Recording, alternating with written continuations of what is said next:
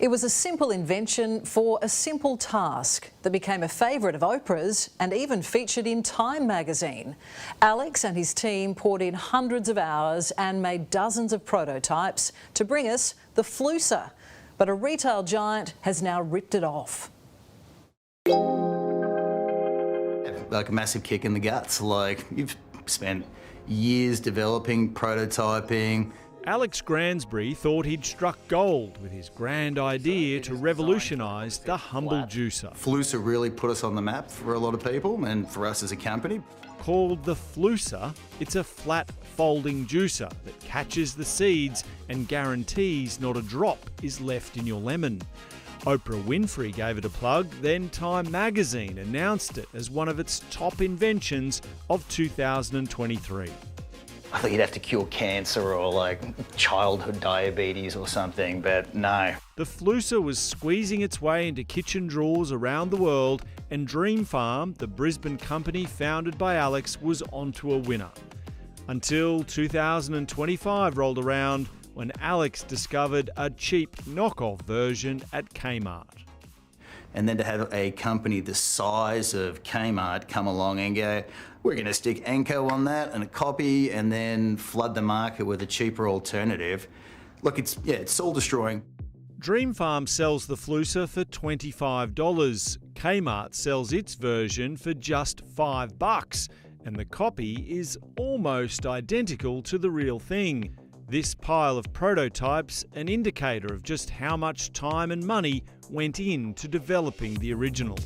So for Dream Farm, whilst we've launched 65 products, there are 165 half-baked ideas and prototypes there that have just never worked. These knockoffs were sold out of China on Temu. Alibaba sells a version in bulk as cheap as $1.50, but you'll get what you pay for. Alex says most of Dream Farm's inventions are now copied in China, but he hoped the might of Wes Farmers, owner of Kmart and the Anko brand, might be kinder to his small business. The word un-Australian has been thrown around. I get that Temu does this thing. I thought we were better than that here in Australia, but yeah, turns out we're not. But will Kmart's $5 version perform as well as the Flooser? So let's rip it open and give it a shot. Alex and his team bought a few, hoping they could discover what corners are cut to make them so cheap. I mean, it's thinner in a lot of different places. That's how they made it so cheap.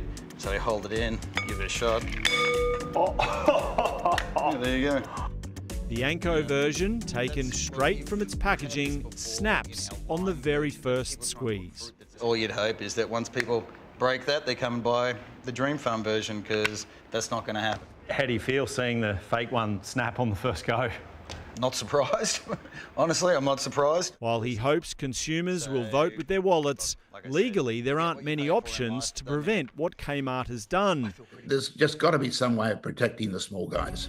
Robert Parker is from the International Housewares Association. While Dream Farm has trademarked the name Flooser and have a design patent for the product in the US and Europe, the significant costs meant they didn't apply a patent in Australia.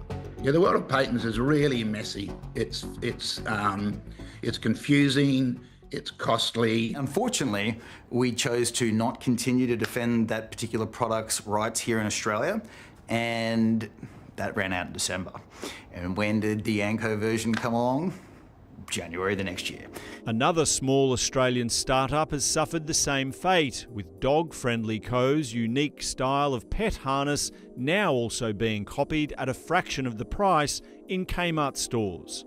A Kmart spokesperson said that Australians deserve to be able to access great products that they need at great prices, adding it conducts thorough checks to ensure we are not infringing the rights of others. The innovators are frightened to invest time and effort and money into invention if they know it's just going to be ripped off by a large corporation. You really have to look at it as a country that if everyone's copying everyone, who's going to get out of bed and create something new?